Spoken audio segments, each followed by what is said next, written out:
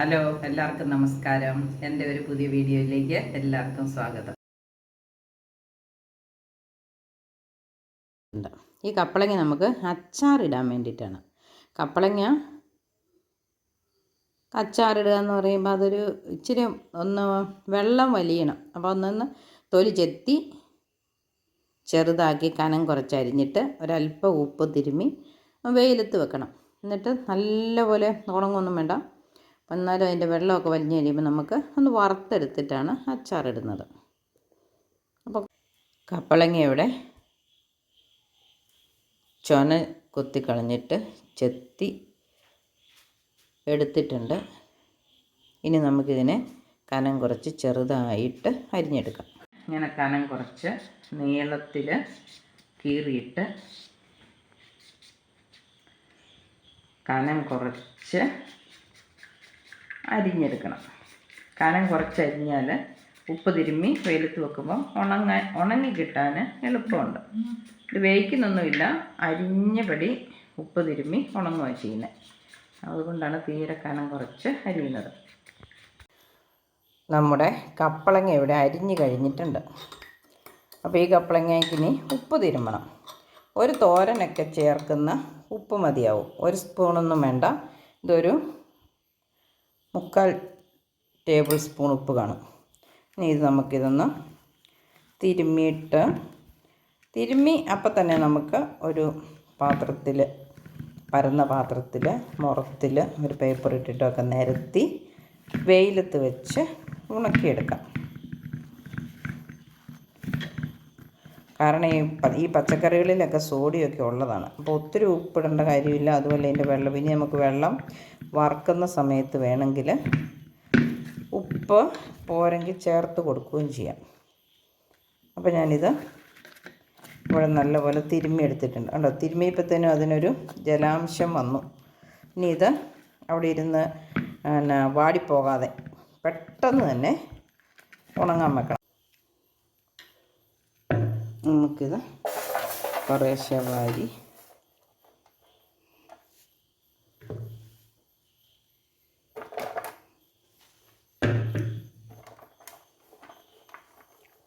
ഒറ്റ വെയിലിന് ഇത് നന്നായിട്ട് ഉണങ്ങി കിട്ടും കേട്ടോ. അല്ലാതെ പല ദിവസം വെക്കൊന്നും വേണ്ട. ഒരു ദിവസം കൊണ്ട് തന്നെ ഒരു 2 മണിക്കൂർ നേരത്തെ, ഇതൊക്കെ തീരെ കനം കുറച്ചല്ലേ അരിഞ്ഞിരിക്കണേ. ഉപ്പ് തിരുമ്മിയിട്ടുകൊണ്ട് ഇറങ്ങി വരുന്ന വെള്ളം അപ്പം തന്നെ വലിഞ്ഞു പൊക്കോളും. അപ്പം ഇതുപോലെ നിരത്തി ഇത് നമുക്കിനി കൊണ്ടുപോയി വെയിലത്ത് വെക്കാം. നമ്മൾ ഉണങ്ങാൻ വെച്ച കപ്പളങ്ങ ഇതുകൊണ്ടോ കുറച്ച് പകുതി ഉണങ്ങിയിട്ടുണ്ട്. നല്ല വെയിലായിരുന്നെങ്കിൽ ഇതൊറ്റ ദിവസം കൊണ്ട് തന്നെ നല്ല മുരുമരാന്ന് ഉണങ്ങിയേനെ. ഇത് അത്രയൊന്നും ഉണങ്ങിയില്ല, എന്നാലും വെള്ളമൊക്കെ പോയി നന്നായി വന്നിട്ടുണ്ട്. ഇനി നമുക്ക് നാളെ, ഇന്ന് നല്ല വെയിലില്ലായിരുന്നു, അല്ലെങ്കിൽ ഒറ്റ വെയിലിന് മുഴുവൻ ഉണങ്ങി കഴിയേണ്ടായിരുന്നു. ഇനി ഇത് നാളെ രാവിലെ ഒന്നും കൂടെ 1 മണിക്കൂർ വെയിലത്ത് വെച്ചിട്ട് നമുക്ക് അച്ചാറിടാം. അപ്പോൾ ഇന്നിത് ഒരു പാത്രത്തിലെടുത്ത് സൂക്ഷിച്ച് വെക്കാം.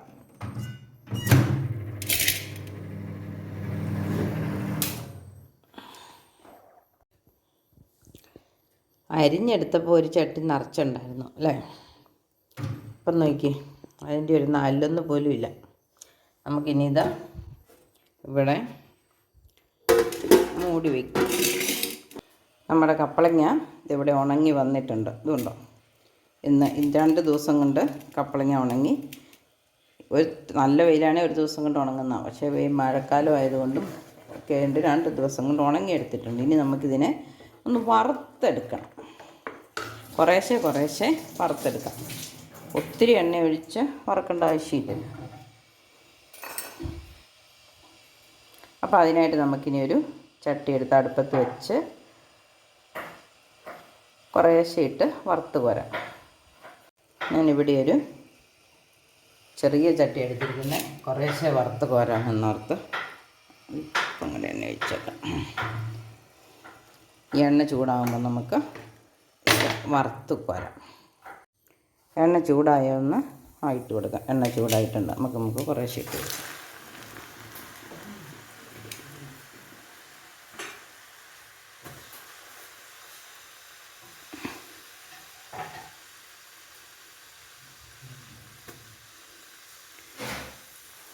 ഇനി ഇത്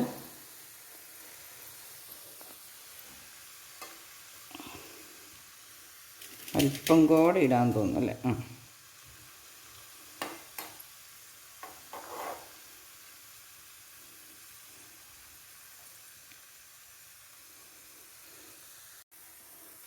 ഇതൊരുമാതിരി മൂത്ത് വന്നിട്ടുണ്ട്. ഇനി നമുക്കിതൊന്ന് പെട്ടെന്ന് കോരിയെടുക്കാം. തീയൊന്ന് നിർത്തിയിട്ട് കോരി മാറ്റാം. മൂത്തു നിറം മാറാൻ തുടങ്ങിയിട്ടുണ്ട്. നമുക്കിത് കോരി മാറ്റാം.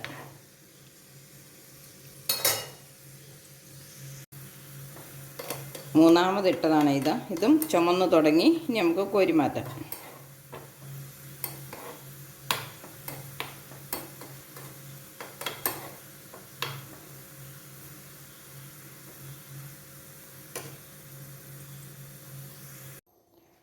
നമ്മുടെ കപ്പളങ്ങ മുഴുവൻ നമ്മളിവിടെ വറുത്ത് കോരിയിട്ടുണ്ട്. ഏറ്റവും അവസാനത്തെ ഒരു തുള്ളി. ഇത്രയും മൂക്കണമെന്നില്ല, ഒരല്പം മൂപ്പ് കുറഞ്ഞിരുന്നാലും കുഴപ്പമില്ല.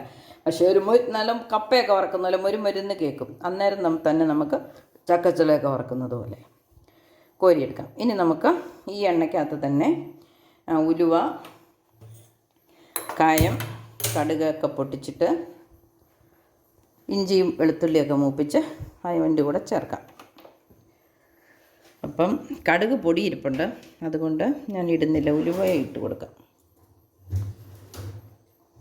കടുക് പൊടി അവസാനം ഇട്ടാൽ മതിയില്ല.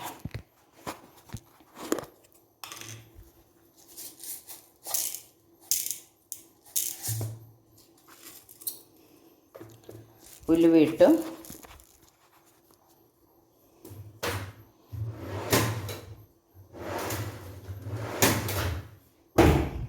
എണ്ണ തണുത്തു പോയായിരുന്നു. ഉലുവ പൊട്ടി വരട്ടെ. ഉലുവ പൊട്ടി വന്നിട്ടുണ്ട്. ഇനി നമുക്ക് വെളുത്തുള്ളി ഇട്ട് കൊടുക്കാം.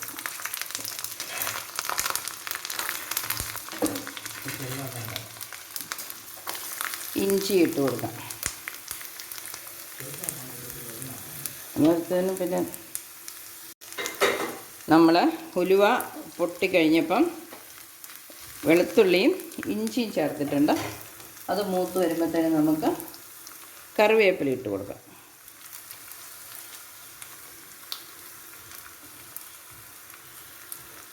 ഇനി ഇതിൻ്റെ കൂടെ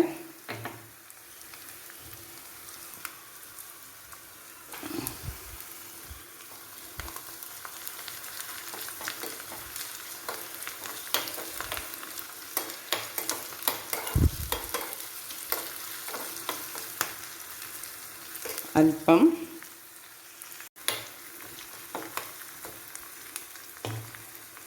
നമുക്കൊരല്പം കപ്പളങ്ങയ്ക്ക് ഒരല്പം കയ്പ്പ് രസമുള്ളതാണല്ലോ, അതുകൊണ്ട് നമുക്ക് ഒത്തിരി കടുക് പൊടി ഇടണ്ട. അതെന്നാലും ഒന്ന് അലിഞ്ഞു പോകാതിരിക്കാൻ മാത്രം ഇച്ചിരി കടുക് പൊടി ഇടാം. ഇനി ഇച്ചിരി കായപ്പൊടി ഒരുമാതിരി നല്ലപോലെ ഇട്ടിട്ടുണ്ട്. അച്ചാറല്ലേ, നല്ല കായത്തിൻ്റെ ടേസ്റ്റ് മുന്നിൽ നിന്ന് നോർത്ത് കുഴപ്പമില്ലല്ലോ.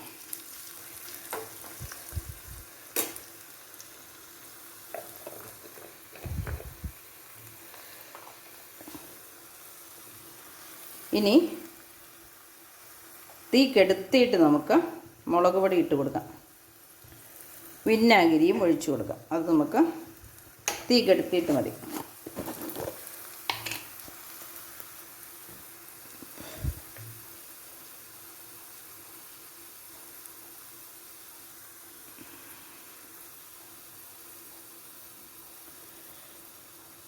ഒരു 1.5 ടേബിൾ സ്പൂണിന് വക ഇട്ടിട്ടുണ്ട്. ഇനി നമുക്ക് ഇതൊന്ന് പയ്യെ തണുത്ത് കഴിയുമ്പം വിനാഗിരി ഒഴിക്കാം. വിനാഗിരി തിളപ്പിക്കേണ്ട കാര്യമില്ലല്ലോ. പിന്നെ സ്വാദ് ക്രമീകരിക്കാൻ വേണ്ടി ഒരല്പം പഞ്ചസാര വേണമെങ്കിൽ ഇട്ട് കൊടുക്കാം. നിർബന്ധമൊന്നുമില്ല, ഓപ്ഷണലാണ്.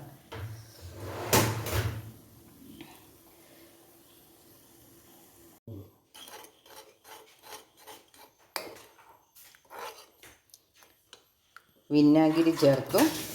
നമുക്കൊന്ന് ഉപ്പുണ്ടോ ഒന്നും കൂടെ നോക്കാം.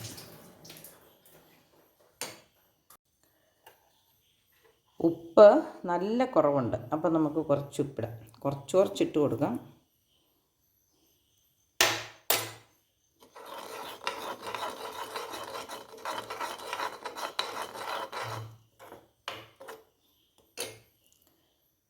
ഇനി ഇത് നമ്മൾ വറുത്ത് വെച്ചിരിക്കുന്ന കപ്ലങ്ങയിലേക്ക് ചേർക്കാം.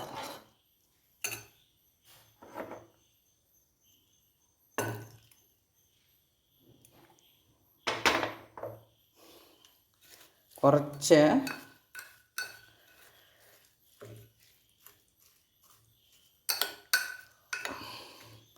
വിനാഗിരി കൂടെ വേണം. അപ്പം നമുക്കത് പാത്രത്തിൽ ഒഴിച്ചിട്ട് ഈ പാത്രത്തിൽ അല്പം കൂടി ഒഴിച്ച്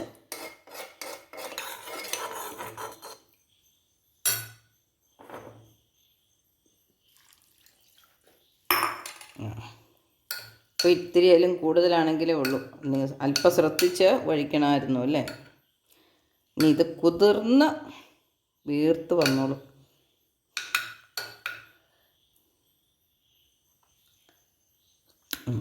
ഇപ്പോൾ ഉപ്പുണ്ട്, കുറച്ച് പുളിയുണ്ട്. അപ്പം നമ്മുടെ സ്വാദിഷ്ടമായ കപ്പളങ്ങ അച്ചാർ ഇവിടെ റെഡി ആയിട്ടുണ്ട്. നമുക്ക് ഇതിങ്ങനെ വറുത്തിട്ട് വെച്ചിരിക്കുന്നത് കൊണ്ട് കുറച്ച് നാൾ കേടാകാതെ ഇരിക്കും. എല്ലാവരും ഒന്ന് ട്രൈ ചെയ്യണേ. ഗുണമുള്ളൊരു സാധനമാണല്ലോ കപ്പളങ്ങ. അപ്പോൾ എല്ലാവരും ഈ കപ്പളങ്ങ കൊണ്ടൊന്ന് അച്ചാറിട്ട് ചെയ്യണം. നമുക്ക് വേനൽക്കാലത്ത് കപ്പളങ്ങയൊക്കെ കുറവാണ്. അപ്പോൾ നമുക്ക് കപ്പളങ്ങ കൂടുതലുള്ള സമയത്ത് ഇത് അച്ചാറിട്ട് വെച്ചാൽ ഇല്ലാത്ത സമയത്ത് കഴിക്കാം. അപ്പം എൻ്റെ വീഡിയോ ഇഷ്ടപ്പെട്ടെങ്കിൽ എല്ലാവരും ഷെയർ ചെയ്യണം, ലൈക്ക് ചെയ്യണം, സബ്സ്ക്രൈബ് ചെയ്യണം. മറ്റൊരു പുതിയ വീഡിയോയുമായിട്ട് അടുത്ത ദിവസം 5 മണിക്ക് വരാം. അതുവരെ ബൈ.